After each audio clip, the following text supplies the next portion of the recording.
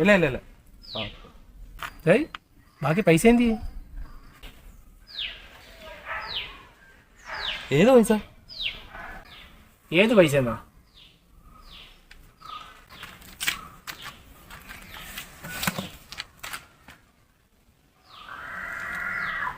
എടാ ഏത് പൈസ? എനിക്ക് മനസ്സിലായില്ലല്ലോ നീ പറഞ്ഞത്. സിഗരറ്റ് വാങ്ങിക്കാൻ വേണ്ടി 8 രൂപ വെച്ച് ഓർമ്മയുണ്ടോ? ഞാൻ അപ്പോൾ എത്ര രൂപ വന്നത്? 10 രൂപ തന്നെ എടുത്തു തന്നത്. ആ ബാക്കി 2 രൂപ എന്ത് ചെയ്യും? അത് ശരി, ഞാൻ വിചാരിച്ച നീ വേറെ ഏതാ പൈസയുടെ കാര്യമാണ് പറയുന്നത്.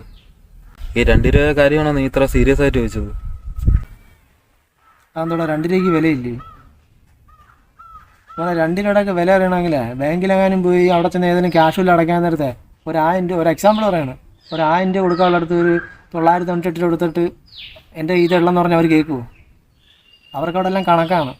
അതാ 2 രൂപ അവരെ കയ്യിൽ നിന്ന് അവിടെ ഇരിക്കുന്നവരാരെങ്കിലും കയ്യിൽ നിന്നിട്ട് അവരടയ്ക്കുമോ? അത് അങ്ങനൊന്നുമില്ല.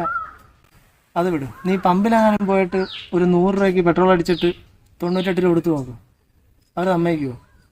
സമ്മതിക്കുമായിരിക്കും. വല്ല പരിചയക്കാരോ സ്വന്തക്കാരൊക്കെയാണ് അവിടെ നിൽക്കുന്നതെങ്കിൽ, കൂട്ടുകാരൊക്കെ നിൽക്കുകയാണെന്നുണ്ടെങ്കിൽ അവർ സമ്മതിക്കും. അല്ലാതെ സമ്മതിക്കുമല്ലോ. അവർക്കവിടെ കണക്ക് കൊടുക്കണം വൈകുന്നേരം. അതിനകത്ത് 2 രൂപ കുറവുണ്ടെങ്കിൽ അവിടെ നിൽക്കുന്നവർ അവരെ കയ്യിൽ നിന്ന് പൈസ ഇട്ട് ആ 2 രൂപ അവരിട്ട് കൊടുത്ത് അവർ കൊടുക്കുമോ?